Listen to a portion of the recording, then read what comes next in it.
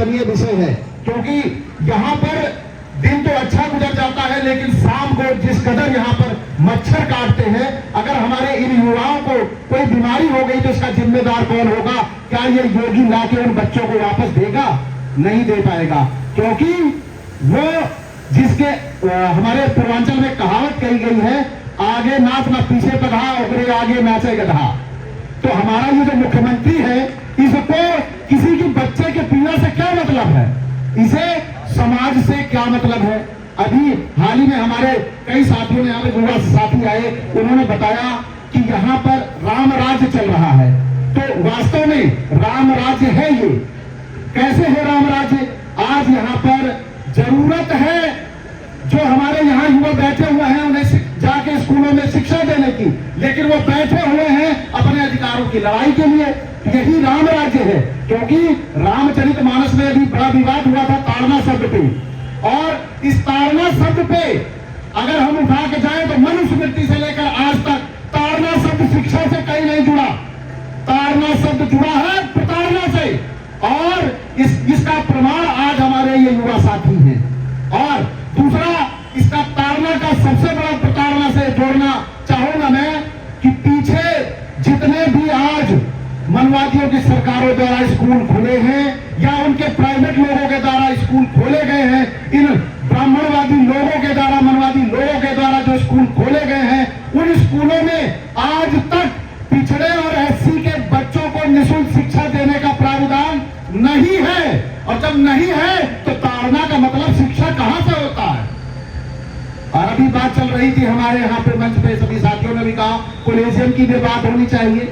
तो कॉलेजियम की बात बिल्कुल, इस पर हम लोगों को एकजुट होकर सबसे बड़ा प्रहार कॉलेजियम पे करना चाहिए, क्योंकि हमें आज जो न्याय मिलने में देरी हो रही है, यह काम यहाँ पर बैठे हुए युवाओं का सुप्रीम कोर्ट को स्वतः संज्ञान लेना चाहिए कि यहाँ पर युवा बैठा हुआ तकलीफ सह रहा है और उसे न्याय मिलना चाहिए, लेकिन वो आंखें बंद किए हुए हैं। इसका कारण कॉलेजियम ही है। अगर हमारे बीच आप हमारे जैसा, हमारे ओबीसी एससी भाई कोई वहां पर बैठा होता तो उसे ये पीड़ा का एहसास होता और वो तुरंत इस पर निर्णय लेता कि उनके साथ अन्याय हो रहा है, तुरंत उन्हें न्याय दिया जाए।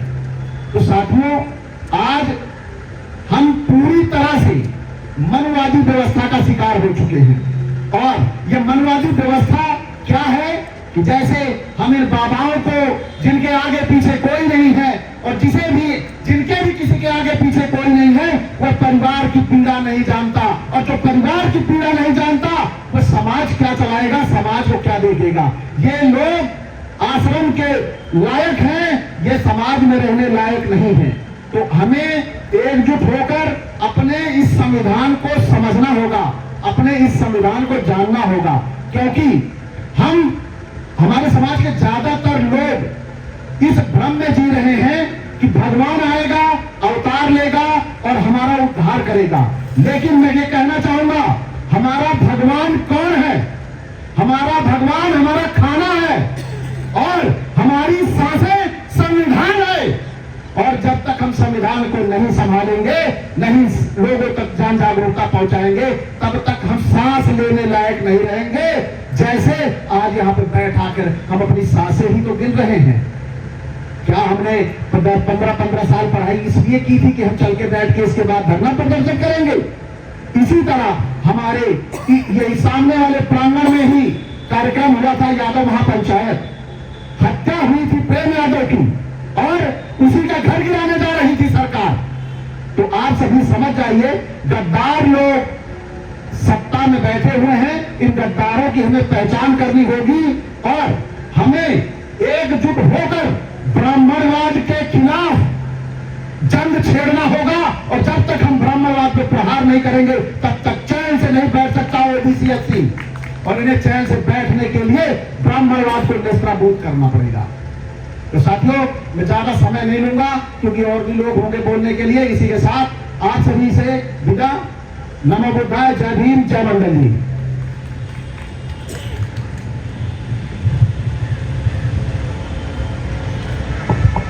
बहुत बहुत धन्यवाद असल सिद्धार्थ जी। अभी एक भाई कह रहे थे कि हम शूद्र हैं, और शूद्र अगर न होते तो इस बड़े प्रदेश के रहे मुख्यमंत्री, उनका बंगला गंगा जल और गौमूत्र से धुलवाया गया। और ये तो वही मनुवाद की व्यवस्था को सामने ला रहे हैं। उसी समय चिता दिया था और उसी समय इस बात को कह दिया था, और केवल लोगों में भ्रम फैला करके आपस में लड़ा करके ये सत्ता पर काबिज हैं।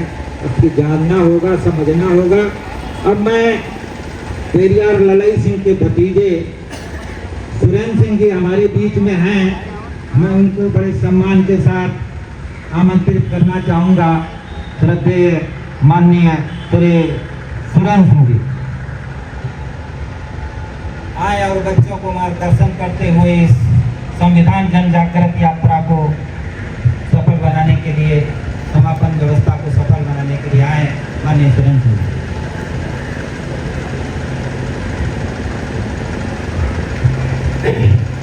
मंच पर बैठे श्री भगवान सिंह, जो कि ये बहुजन एकता सामाजिक संगठन के अध्यक्ष हैं, और मंच पर बैठे श्री तुलसीदास जी और उनके साथ जो आए हुए सभी, एवं मंच पर उपस्थित श्री केपी सिंह जी, श्री अवसान सिंह जी एवं कुलदीप जी, तैयार कुलदीप जी, मैं सभी लोगों का मैं सहृदय जो है सम्मान करता हूँ। इसके बाद हमारे सम्मुख बैठे जो छात्र हैं, बच्चे हैं, अन्य लोग बैठे हैं, मैं उनका भी हृदय से जो है सम्मान और आदर से सम्मान करता हूँ। साथियों, इस वक्त जो है और इस वक्त हमारे बीच में जो है नेशनल जनपद के संपादक भाई नीरज पटेल जी इस वक्त मंच पर आ रहे हैं। मैं बलराम जी से कहूँगा कि उनका हृदय से जो है स्वागत किया जाए। गलत जो है माननीय श्री नीरज पटेल जी।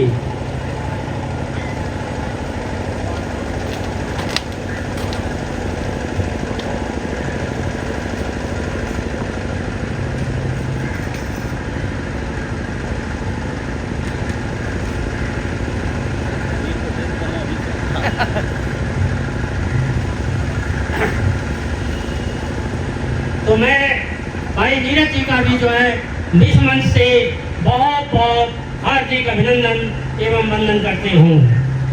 साथियों, ये जो संविधान यात्रा जो मुजफ्फरनगर से चल करके विभिन्न जिलों से होते हुए बदायूं और हापुड़, अलीगढ़, हाथरस,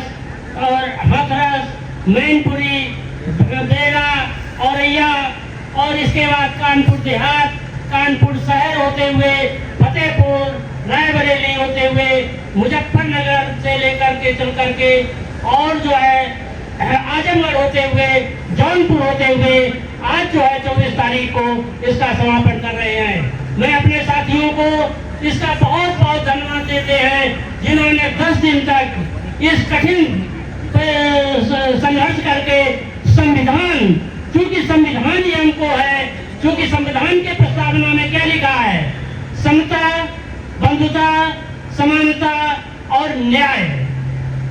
और आज के युग में इन सभी चीजों का, चूंकि हमारे बाबा साहब डॉक्टर B.R. अम्बेडकर जिन्होंने संविधान की रचना की थी, उन्होंने ऐसा नहीं है कि उन्होंने किसी वर्ग को छोड़ दिया हो।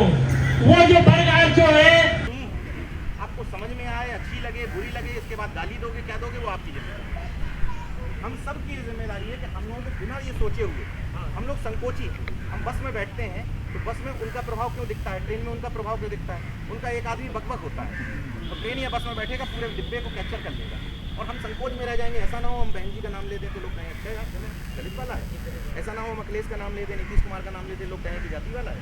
ऐसा हम यार ये कहते हैं कि हम चंद्रशेखर भाई को बहुत पसंद करते हैं तो कहें अरे यार ये उसी तरफ खड़ा हुआ है। ये संकोच हम लोगों को छोड़ना होगा, भोंपू बनना पड़ेगा।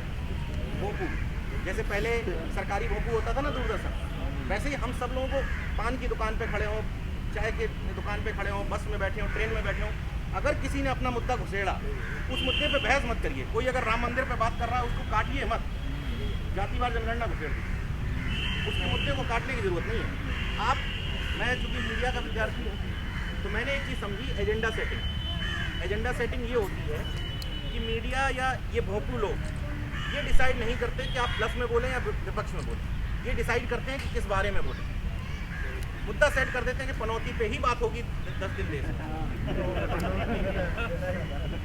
आज जो है ये यात्रा कहाँ से आई थी और इस यात्रा का क्या उद्देश्य है, उसको लेके क्या देश में मैसेज है?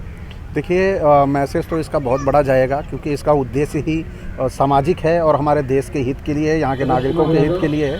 जो ये यात्रा वहाँ से चली है, लोगों को जगाते हुए, हर ज़िले में संपर्क करते हुए, क्योंकि आज हमारे समाज के साथ जिस तरह दौर से जो हमारा समाज गुजर रहा है, वह संविधान की जन जागरूकता के लिए बहुत ज़रूरी है। संविधान हमें हर तरह की आज़ादी देता है, समाज हमें समानता देता है, भाईचारा की भावना सिखाता है और हमें कानून से रक्षित भी करता है। तो लेकिन आज जिस प्रकार से सरकारें काम कर रही हैं वह पूरी तरह से असंवैधानिक है। इसका आप सभी लोग बड़ी करीबी से अनुभव भी कर रहे होंगे और महसूस भी कर रहे होंगे। तो ये यात्रा जो है हमारे समाज के लिए बहुत ही महत्वपूर्ण है। जिसका उद्देश्य क्या है सर? इसका उद्देश्य है लोगों के बीच में जागृति पैदा करना, कि लोग संविधान में दिए हुए अनुच्छेदों के बारे में जानें, अपने अधिकारों के बारे में जानें, अपने मौलिक अधिकारों के बारे में जानें, अपने कर्तव्यों के बारे में जानें। इसीलिए इसका उद्देश्य ये संविधान का है, यात्रा चलाने का। और ये यात्रा कहाँ से चली थी, कहाँ पे ख़त्म होगी सर? ये आज यहाँ पे समापन है, आप जान ही रहे हैं, और ये फर्रुखाबाद से चली हुई, मुजफ्फरनगर से चली है और आज लखनऊ में इसका समापन है। और क्या नया मैसेज देंगे सभी हमारे दर्शकों को और देश की जनता? देश की जनता को और दर्शकों को हमारा यही संदेश है कि संविधान के प्रति अपनी जिम्मेदारी और जागरूकता को समझें। और आज जो इसे ख़त्म करने की जो योजना बनाई जा रही है, जगह जगह आपने भी सुना होगा कि संविधान की प्रतियां जलाई गईं, लेकिन आज तक अपराधी खुला घूम रहा है, वह जेल में नहीं है, उसे जेल में होना चाहिए। तो हम जब इसके संविधान के बारे में पूरी तरह से समझ पाएंगे, तभी जाकर हम अपने संविधान को सुरक्षित रख पाएंगे। और संविधान को सुरक्षित रखने के लिए जी जान से हमें लग जाना होगा। इधर पहुँचाया जाएगा सब कुछ? कोई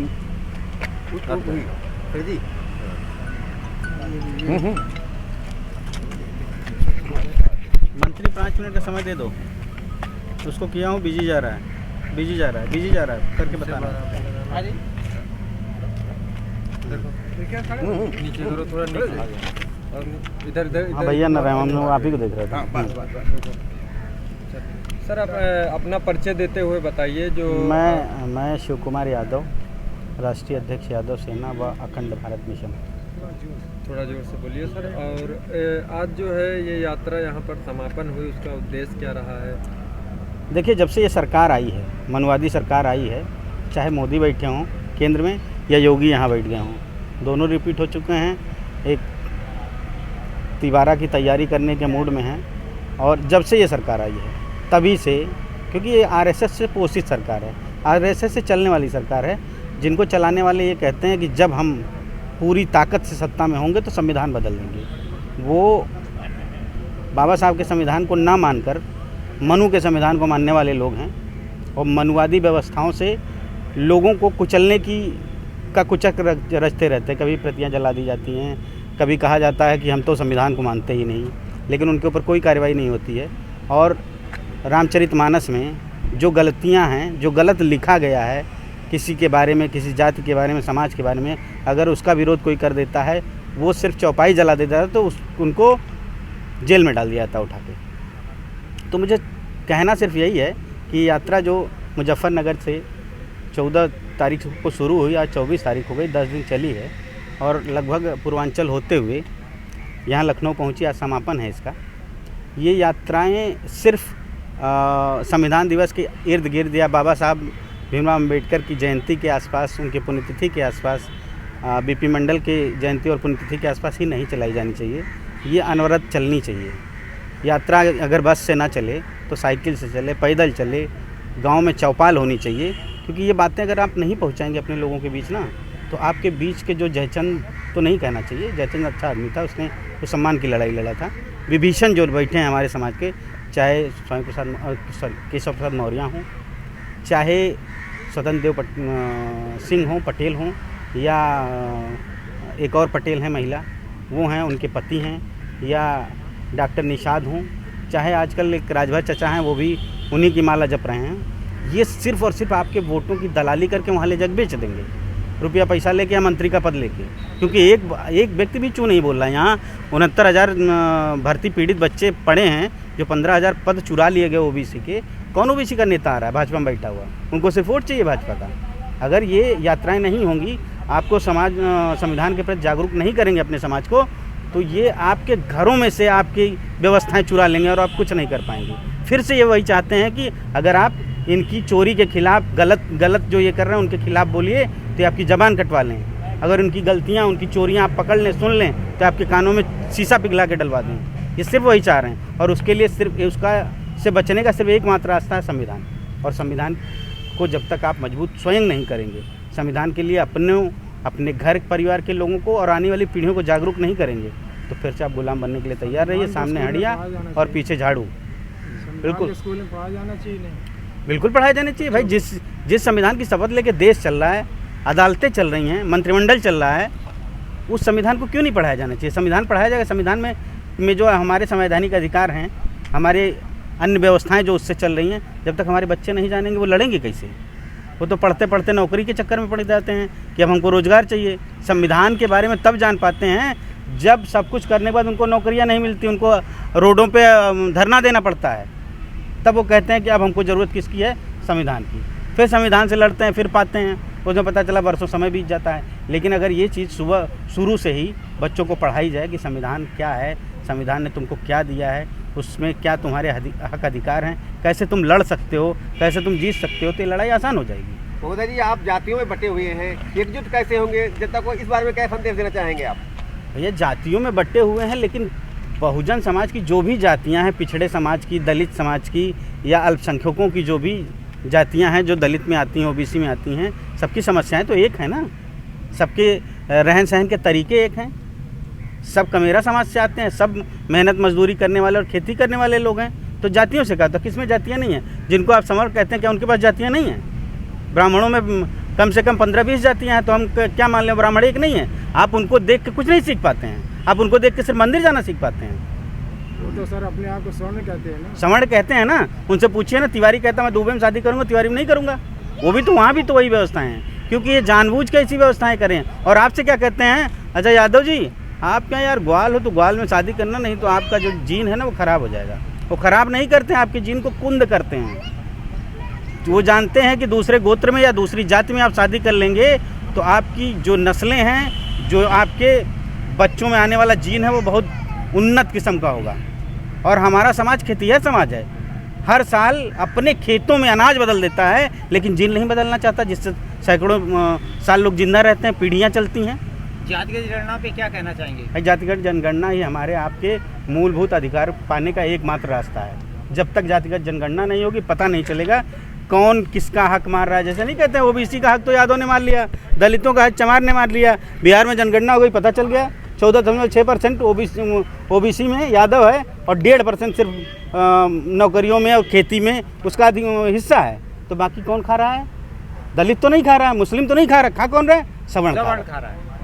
तो जब तक आपकी जनगणना नहीं होगी, ये आपको कुत्ता बिल्ली गाय भैंस के जनगणना मुलझाए रहेंगे, गणना मुलझाए रहेंगे, लेकिन जनगणना इंसानों गणना नहीं होगी जिनके बदौलत ये सत्ता में बैठे हैं। अब अगर ये भाजपा वाले सत्ता में बैठे लोग आते हैं चुनाव के समय कि हमारी सरकार आएगी, हमको वोट दो, हम जनगणना करवा देंगे, तो इनको बढ़िया सा चप्पल निकाल के पहले 2 ही चप्पल मारिए, तब बात करिए कि 10 साल तुमने क्या किया सत्ता में बैठ के। 2 बार तुमने कस्में खाई, हम आपका हक अधिकार देंगे, हम आपकी जनगणना करवाएंगे, हम आपके बच्चों की पढ़ने लिखने की व्यवस्था करेंगे, हम आपको हवाई यात्रा करवाएंगे। हवाई चप्पल तक छीन ली इन लोगों ने। इतनी समझ अगर आपके पास नहीं है समझने की, तो फिर तो आप इनके जो मनुवादी व्यवस्थाओं की वो चक्की है ना, उसमें पिसने लायक ही हैं। फिर आपको कोई नहीं बचा सकता।